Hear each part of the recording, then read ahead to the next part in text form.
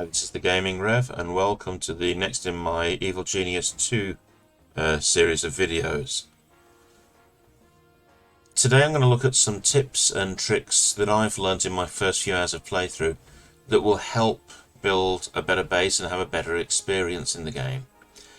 I've got to say that as a old fogey who's played the original when it first came out, I'm still not completely sold on the game, but I'm finding things I enjoy, things that I don't.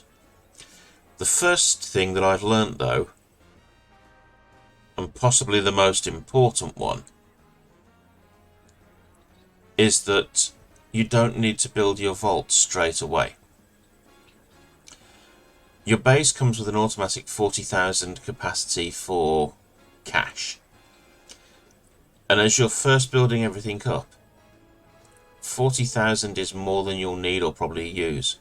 As you can see, I've got about 8,000 at the moment in my vault. Each of the gold stacks in the vault only adds 2,000 to the capacity. So when you think about it, having a vault doesn't actually make that much of a difference. So save your money. Later on in the game there will be missions where you need to build 5 gold pallets in the vault. So build your vault at that point when it actually helps out. My second point that I've found out is that you need to keep it small. There's a tendency to think I'm going to need lots of power, so I'm going to build a massive power generating area. Or I'm going to need a big training room, so I'm going to build something large. Well, all your equipment, unless it's properly maintained, has a good chance of catching fire. If an agent of justice finds some of the stuff, they will, again, try and sabotage it later in the game. So it really does make sense to have small little areas with perhaps 3 or 4 power stations dotted around the base, rather than having a big area with 20 or 30 in that can get sabotaged. You've got quite a large build area, but more importantly, you've got 5 floors. You've got a basement and 4 other levels.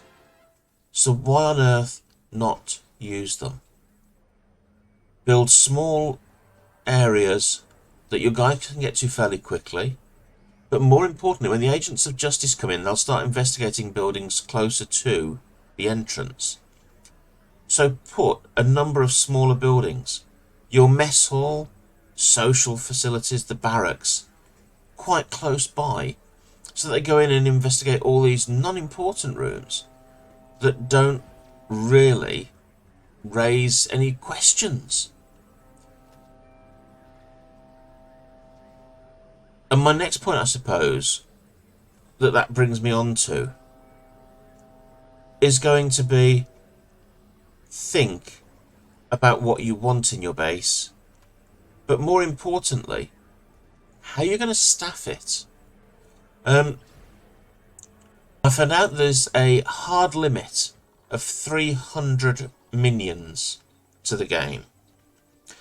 Now, when you first start out and you've got 40 of them, that doesn't sound too bad. But when you think that by later game, you've got 4 types of scientists, 4 types for deception, 4 types for muscle. So that's 12 different types of worker, plus the actual workers themselves that will do bits and pieces. So you're looking at 13 different types.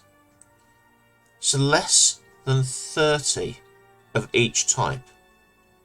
Well, when you look at your casino and you realise you could probably have 20 valets just keeping the casino running properly, you can see where problems will suddenly start to come in. So think about what you want and where you want it, because you're going to have to staff that at some point. And that brings you again to another point. You've got your staff, but you're also going to want to have places where they can relax, rest. So look at sharing space. I've built here my mess hall, but it leads on to the staff room. so that there's not too far for staff to go to actually regenerate their skills. When they're tired, when they're hungry, when they need to just chill out, everything is within this small area here, so they don't waste time having to travel between areas.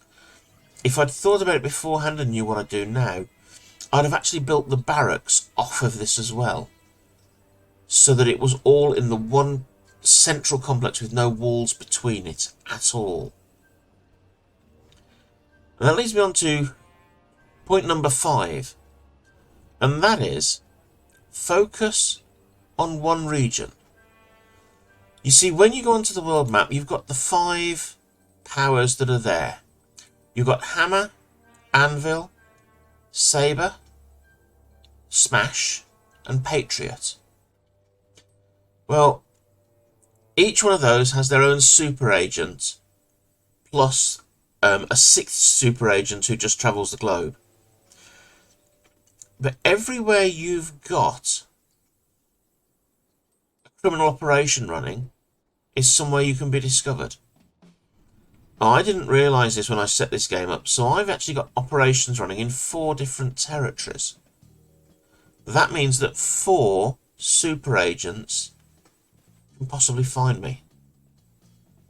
That's bad. So when you first set up, choose one region and take over all of that region. So there's only the one super agent that can come and find you. You'll be able to find pretty much all of what you want in the areas, so it's not a major problem to suddenly say, oh okay, I need to find a valet now, I need to find a scientist now, because the chances are all the original characters that you need to find will be in one of these regions. But it reduces the number of times that you get these annoying guys coming to see you. And by the way, a little bonus, when you see these guys, set them to be distracted. This means that as soon as your guys notice them, they'll try and distract them and get them back out the base again. And it can work quite well. Little bonus, I've actually put my stage show just in front of the doors, because they're going to head for the base anyway. So put the stage show there, and as you can see, their resolve, their interest in actually finding me starts to go away straight away.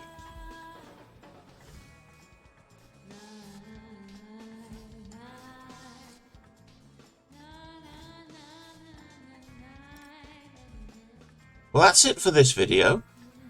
I hope some of these tips and tricks have proved helpful.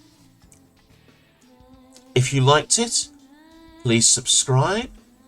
Please leave me comments in the videos below about things you'd like to see us do and what you'd like to find out about the game. And perhaps most importantly, please enjoy your time playing. Although I'm not completely sold on it, it is a good game. And if nothing else, it's made me want to play Evil Genius 1 again. Take care, and I'll see you in the next video.